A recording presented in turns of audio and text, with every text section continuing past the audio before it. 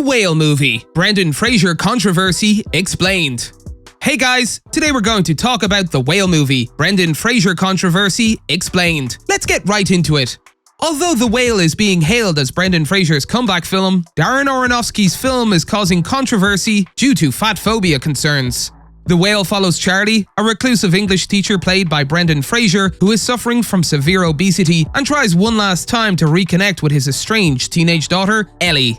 Brendan Fraser's first leading feature film role in nearly a decade is in The Whale. He has previously worked in mostly supporting roles, including Steven Soderbergh's No Sudden Move and Cliff Steele in Doom Patrol. The Whale is also the 8th feature film directed by Darren Aronofsky, whose films include Requiem for a Dream in 2000 and Mother in 2017, have frequently sparked controversy due to their often graphic content and disturbing themes. Despite almost universal acclaim for Brendan Fraser's transformative central performance, Aronofsky's latest film has sparked new debate. The Whale sparked debate from the moment its premise was revealed, and concerns about the film's fat phobia only grew after its premiere at the 79th Venice International Film Festival in September 2022. Many of the fat phobia accusations target Aronofsky's use of a fat suit to help Fraser's Charlie appear to be a 600-pound man, as well as the film's apparent superficial treatment of obesity. Brendan Fraser's performance as Charlie, however, is consistently referred to in reviews for the film as empathetic, compassionate, and imbued with humanity. The Whale is being hailed as Brendan Fraser's comeback performance in part because it is his first major film role in nearly a decade, and Fraser seizes the opportunity to truly capture the humanity of his character. Despite the character's size and the amount of both practical and digital effects used to portray him in The Whale, Fraser imbues Charlie with a sense of warmth and guilt, completely avoiding treating him as an exploitative, morbid spectacle. May Abdul-Baki of Screen Rant praised Fraser's performance in The Whale as magnetic and nuanced. The success of Fraser's performance is evident not only in many of the film's reviews, but was also on display at The Whale's Toronto International Film Festival premiere.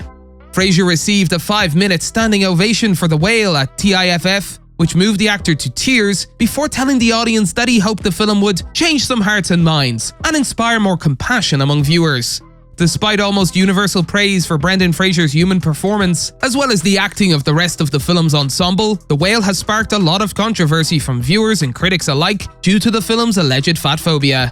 These criticisms have stemmed in part from the use of a fat suit to make Brendan Fraser appear to weigh the 600 pounds that his character does, rather than hiring an actor with a similar build to Charlie.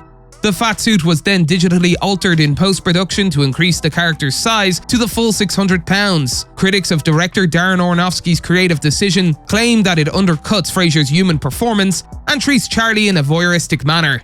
Aronofsky's direction has also been criticized for emphasizing Charlie's cruelty, particularly the verbal abuse he receives from his daughter, Ellie, and treating his eating as a horrific spectacle, which appears at odds with the empathy achieved by Fraser's performance. During any scene in which Charlie has food, The Whale's sound mixing emphasizes the uncomfortable noises of eating, while downbeat music plays to further set the uneasy atmosphere.